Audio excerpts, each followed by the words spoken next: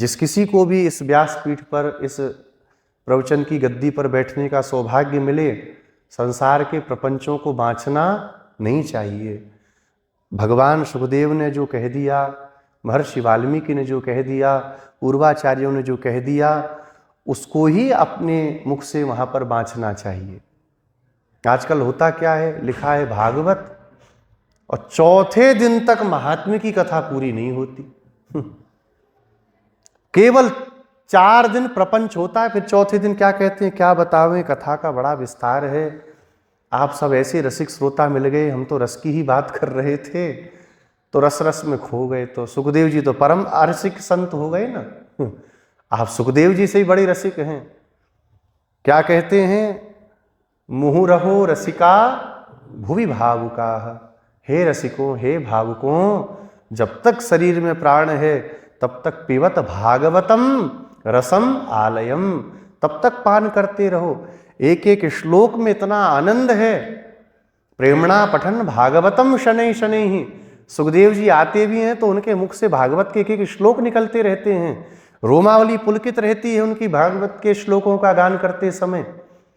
2 ही श्लोकों को गान को सुनकर के योग की समाधि सर्वोपरि व्यवस्था, योग में समाधि को त्याग करके भाग पड़े। ऐसे महापुराण में और कोई रस है क्या? इससे बड़ा कोई रस हो सकता है? वाल्मीकि रामायण, जिसको भगवान श्री रामचंद्र अपने स्वयं कान लगा करके सुन रहे लवकुश के मुख से, उससे बड़ा भी कोई रस हो सकता है? संसार का प्रपंच बाँच करके 10 भजन गा करके समय बर्बाद करना 4 घंटा 3 घंटा, और फिर कहना क्या बतावें, समय का अभाव है, तो करो ही मत कथा। इसलिए अगर भगवान ने आपको सामर्थ्यवान बनाया है, अच्छा उनकी भी समस्या नहीं है। ये जो कथावाचक ऐसे बिगड़ गए, वो हम लोगों के साथ भी होता है। लगातार कथा चलने लगे तो यूट्यूब वाले जो सुनने वाले हैं वही कहते हैं, महाराज जी कुछ थोड़ा सा अलग बोलिए, वही बोलते हैं। अब भाई अलग से क्या बोला जाए? कृष्ण भगवान की माता द्रौपदी को बना दिया जाए क्या? यशोदा जी को छोड़ करके अलग से तो यही बोल सकते, और क्या बोलेंगे उठपटांग? अलग से क्या बोलना? जो लिखा है, जैसा रस पूर्वाचार्यों ने अनुभव किया है वैसा ही कहना चाहिए, क्योंकि आपके पास लोग अपना समय लेकर के आ रहे हैं। 1 घंटा, हाँ 2 घंटा 3 घंटा, और उस समय का सदुपयोग आपको उनको करवाना है। भगवत कथा सुना के, उन आचार्यों की उक्तियों का रसास्वादन करा करके वहाँ पर आप उनको, हम विदेश गए ये सुनाने नहीं बैठे हैं। अभी 4 पहिए की गाड़ी ली थी, वो खराब हो गई तो वहाँ पर ऐसा हुआ, ये सुनाने थोड़ी बैठे व्यासपीठ पर। वहाँ पर ये हुआ था तो वहाँ पर वो आए थे तो वहाँ पर ऐसा हुआ।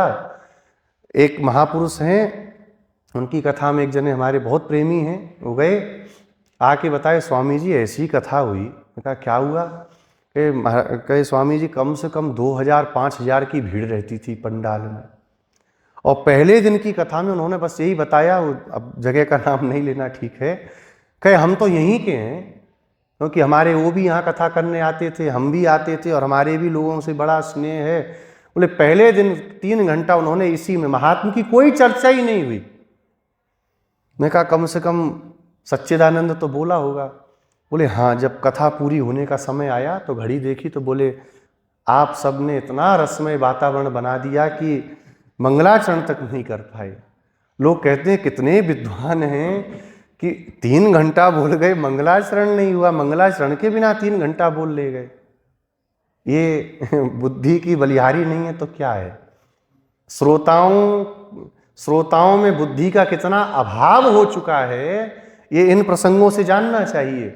इसलिए सत्संगार्थम अपेक्षिता, मंगल गान करने वाले भगवत चरित्रों को जैसा कहा गया वैसा ही सुनाने वाले हमारे पूज्य श्री गिरिराज गुरु जी थे। आप सबने कथा भी सुनी होगी। गुरु जी एक एक श्लोक को लेकर के चलते थे, और कोई इधर उधर की बात नहीं करते थे। कोई सुनो चाहे मत सुनो। गुरु जी कहते थे, हम लोग कभी कभी ऐसी बात करते, हम लोग तो बड़े मुंह लगू थे गुरु जी के, बहुत गुरु जी का स्नेह था, तो कहते थे गुरु जी क्या कहें, अब आप कहते हैं कि कथाओं में ऐसे करो, गुरु जी लोग सुनते नहीं हैं।